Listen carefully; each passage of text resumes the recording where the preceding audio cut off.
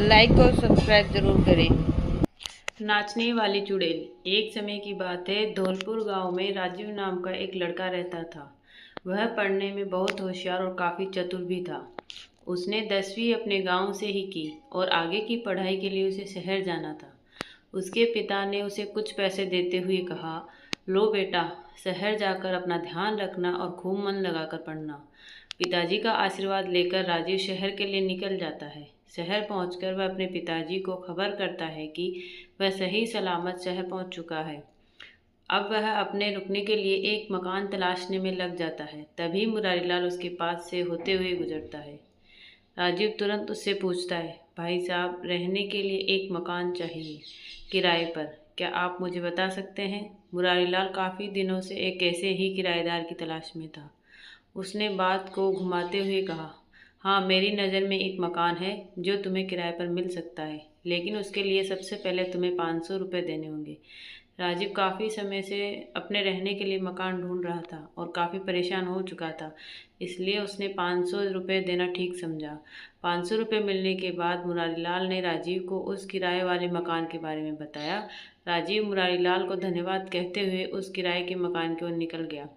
मकान तक पहुंचते पहुंचते दोपहर हो चुकी थी। उसने मकान का दरवाज़ा खोला तो बगल में बने मकान से बूढ़े बूढ़ी ने, अरे बेटा, लगता है शहर में नए आए हो, क्या तुम इसी मकान में ठहरोगे? हाँ माँ जी, मैं अपनी पढ़ाई पूरी करने के लिए शहर आया हूँ और अब मैं इसी मकान में रहूँगा।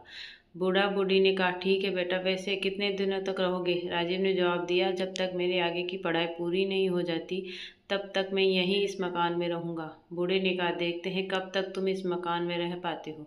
यह सुनकर राजीव को थोड़ा अजीब लगा, लेकिन वह मकान में अंदर चला गया और अपनी थकान दूर करने के लिए विश्राम करने लगा।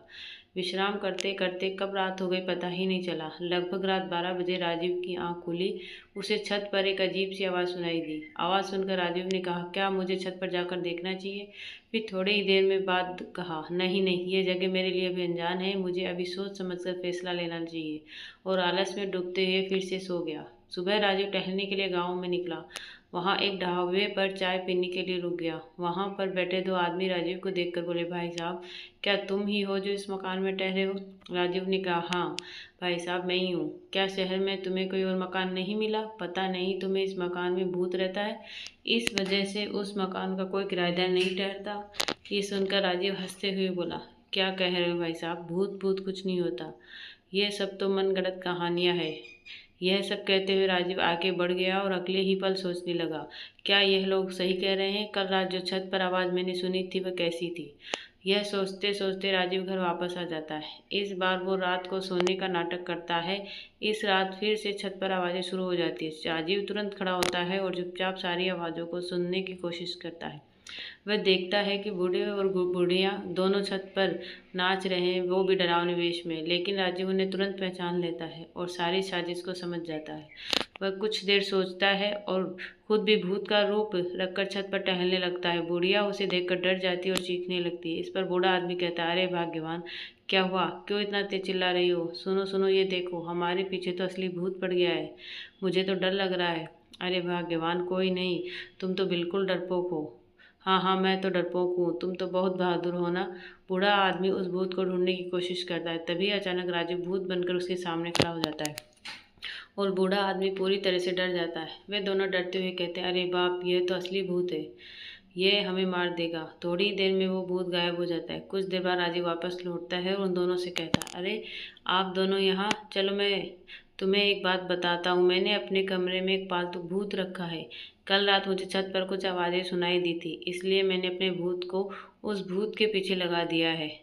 जब तक वह उस असली भूत को नहीं पकड़ लेता तब तक वापस नहीं लौटेगा।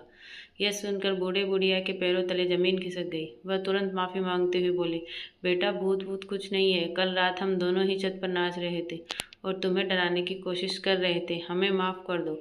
राजीव अनजान बनते हुए बोला, अच्छा तो वो तुम थे, लेकिन तुम ऐसा क्यों कर रहे हो?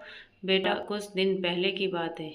इसी किराए के मकान में 3 बहुत ही बदतमीज लड़के रहते थे। वे दिन में शोर शराबा और फालतू की बातें करते थे और रात को तेज आवाज़ में गाने बजाते थे, जिससे हमारी नींद खराब होती थी और हम चैन से जी भी नहीं पा रहे थे। उसी दिन से हमने सोचा कि अब हम इस मकान में किसी भी आदमी को नहीं ठहरने देंगे।